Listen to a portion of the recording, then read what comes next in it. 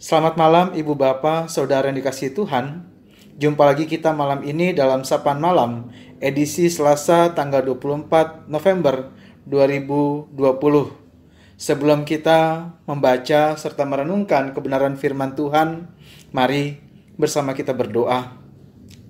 Terima kasih Tuhan Allah Bapa Surgawi, kehidupan masih Engkau berikan atas kami, dan kami boleh menjalani di hari ini dengan berbagai aktivitas. Dan malam ini kami akan menutup hari dengan beristirahat. Dan sebelum kami beristirahat Tuhan, Engkau mau supaya kami juga disapa oleh kebenaran firman-Mu. Tolong kami, Roh Kudus-Mu ajari kami, sehingga kami memperoleh pengertian dan bahkan terlebih memperoleh kerinduan dari Tuhan untuk melakukan kebenaran firman-Mu. Bersabdalah Allah dan jadikanlah hati kami laksana tanah yang baik, sebagaimana Tuhan kehendaki. Dalam Yesus kami berdoa. Amin. Bagian Alkitab yang akan kita baca dan renungkan malam ini yaitu dari Yohanes pasal 15 ayat yang ke-12 sampai dengan ayat yang ke-14. Yohanes 15 ayat 12 sampai 14 firman Tuhan menyatakan demikian. Inilah perintahku, yaitu supaya kamu saling mengasihi, seperti aku telah mengasihi kamu. Tidak ada kasih yang lebih besar daripada kasih seorang yang memberikan nyawanya untuk sahabat-sahabatnya. Kamu adalah sahabatku, jikalau kamu berbuat apa yang kuperintahkan kepadamu. Demikian pembacaan Alkitab. Ibu Bapak, Saudara yang dikasihi Tuhan, apa yang kita pahami dengan pengorbanan? Apa yang terbesit dalam benak kita saat kita bicara soal pengorbanan? Tidak sedikit kemudian dari kita yang berpikir bahwa ya kita berkorban saat kita memiliki lebih dibanding orang lain. Kita berkorban saat ada sesuatu yang bisa kita sisihkan. Kita berkorban saat kita memiliki apa yang orang lain tidak miliki. Artinya, konsep tentang pengorbanan itu bicara tentang kelebihan, tentang sesuatu yang kemudian dapat dilepaskan dan kita tidak merasakan kehilangan apa-apa. Kita tidak merasakan kekurangan apa-apa. Karena ada hitung-hitungannya. Pengorbanan yang semacam ini adalah pengorbanan yang semu. Bukan seperti yang Tuhan ajarkan ketika Yesus bicara tentang perintahnya, yaitu supaya kita saling mengasihi. Dan di dalam perintah itu Tuhan memberikan penjelasan bahwa pengorbanan yang terbaik adalah ketika seorang sahabat memberikan nyawanya kepada atau bagi sahabatnya yang lain. Dan ketika Tuhan mengatakan hal tersebut, ia kemudian menyapa pendengarnya dan menyapa kita pembaca Alkitab. Kamu adalah sahabatku. Artinya, Tuhan mau mengatakan bahwa kita juga adalah orang-orang yang menerima kasih Tuhan lewat pengorbanan yang Tuhan lakukan. Akan tetapi pengorbanan yang Tuhan lakukan bukan pengorbanan yang hitung-hitungan. Bukan pengorbanan yang aku gak akan kehilangan yang lain. Justru di sini Tuhan memberikan pengorbanan yang termahal, yaitu ia mengorbankan nyawanya bagi orang lain, bagi sahabatnya.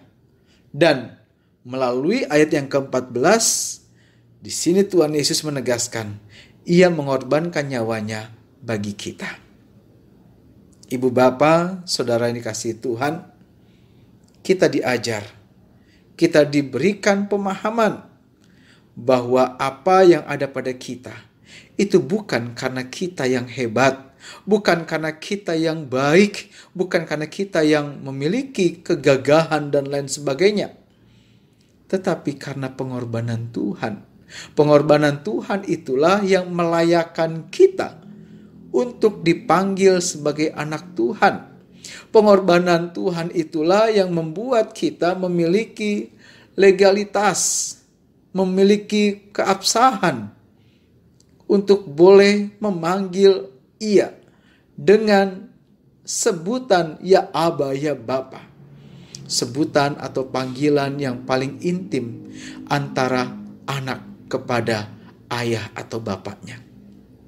Pengorbanan Tuhan ini bukan sekadar teori, tetapi pengorbanan yang betul-betul Ia tunjukkan, Ia buktikan, Ia praktekkan secara konkret, secara wujud nyata.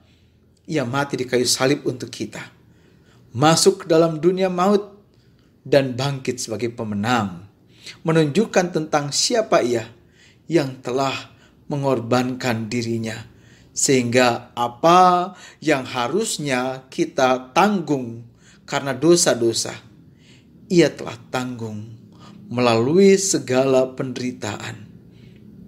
Ibu bapa, saudara yang kasih Tuhan, malam ini kita kembali mau diingatkan.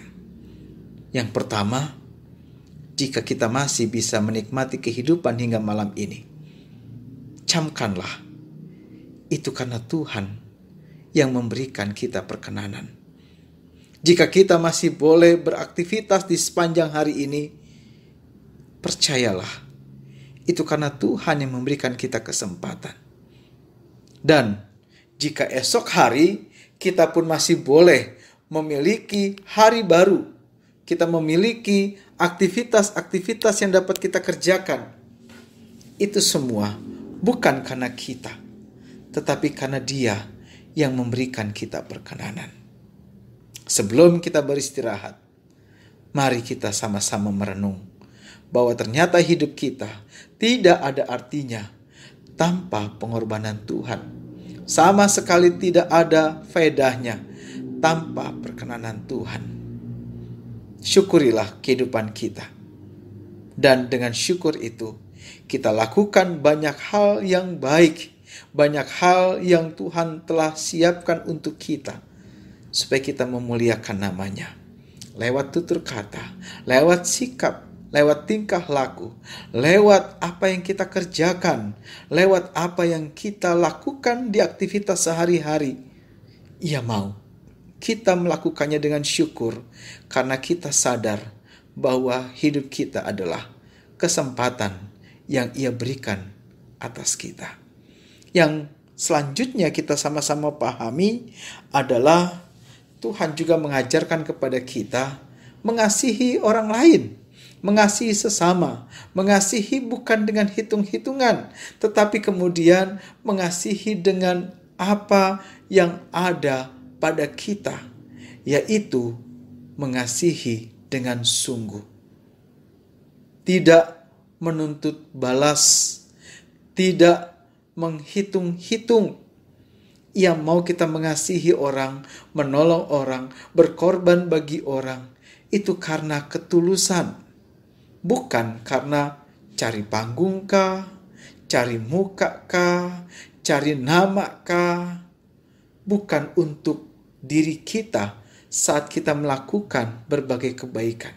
Justru saat kita melakukan kebaikan, berarti di situ kita sadar bahwa jauh sebelumnya Tuhan telah berbuat baik kepada kita, dan kita kemudian menunjukkan syukur itu kepada orang lewat perbuatan baik kita.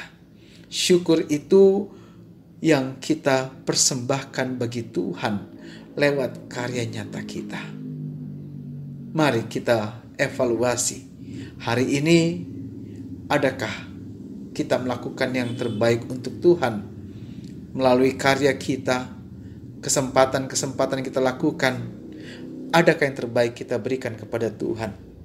Dan esok hari, apa yang ada di benak kita yang kita mau lakukan untuk keluarga kita, untuk sesama kita, lingkungan masyarakat, bahkan di tengah persekutuan umat? Apa yang mau kita lakukan? Ingat, Tuhan telah memberikan bukti. Dan saat kita diperhadapkan dengan firman Tuhan, Tuhan sedang memberikan tantangan kepada kita, supaya kita juga membuktikan komitmen kita melalui perenungan-perenungan akan firman-Nya. Selamat melakukan apa yang terbaik untuk Tuhan. Dan hari-hari ke depan Tuhan masih beri supaya kita mau bersyukur kepadanya. Amin. Mari kita berdoa.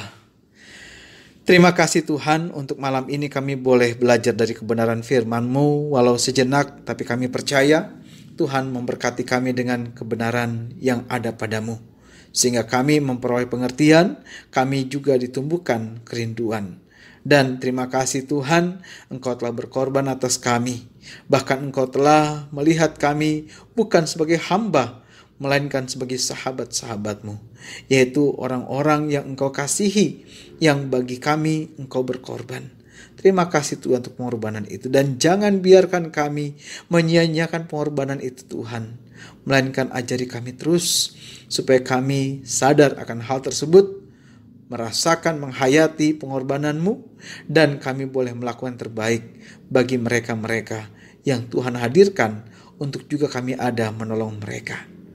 Ya Bapa, ajar kami memiliki hati yang tulus, hati yang murni, hati yang betul sungguh-sungguh mau mengasihi sesama karena kasih Tuhan. Kami berdoa untuk yang sakit, Tuhan pelihara mereka di rumah sakit maupun di rumah di mana mereka ada.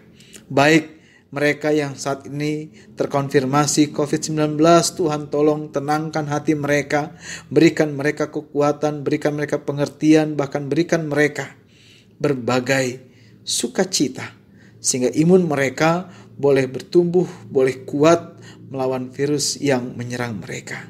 Dan yang sedang dirawat karena sakit lain, Tuhan juga pelihara mereka. Sembuhkan mereka Tuhan, pulihkan mereka. Yang berduka Tuhan, kiranya Engkau mau hiburkan dan kuatkan mereka. Dan Bapa, kami sekalian yang mengikuti program ini, Tuhan juga berkati. Ajari kami Tuhan, supaya kami tidak menyia-nyiakan kehidupan kami. Berkati keluarga, pasangan hidup, bahkan berkati anak-anak, menantu dan cucu kami. Dan Tuhan, berikan masa depan terbaik bagi mereka. Tuhan tolong berkati gereja-Mu dimanapun ada. Terlebih kami di sini, Sebot Bogor. Berkati juga bangsa negara kami dengan segala pergumulan yang ada Tuhan. Para pemimpin, Tuhan berikan hikmat dan kebijaksanaan. Begitu juga kami sebagai warga masyarakat, Tuhan pakai untuk menjadi berkat bagi banyak orang. Kami berdoa bagi istirahat kami malam ini, tolong jaga kami Tuhan, lindungi kami. Dan esok hari menjadi suatu hal yang misteri bagi kami. Namun kami percaya Tuhan memberikan tuntunan atas kami, supaya kami dimampukan melakukan berbagai yang terbaik bagi Tuhan dan sesama. Inilah doa kami Tuhan. Sambut dan dengarkanlah. Sempurnakanlah ya Bapa. Biarlah kiranya Tuhan berkati mereka yang mengasihi kami. Dan juga Tuhan berkati mereka yang membenci kami. Semua doanya kami bawa dalam Yesus Tuhan kami, Sang Kepala Gereja, Tuhan kami yang hidup. Amin. Demikian perjumpaan kita malam ini. Selamat beristirahat dan tetap jaga kesehatan, patuhi protokol kesehatan dimanapun kita ada, dan jadilah berkat dimanapun Tuhan menghadirkan kita bagi banyak orang. Shalom.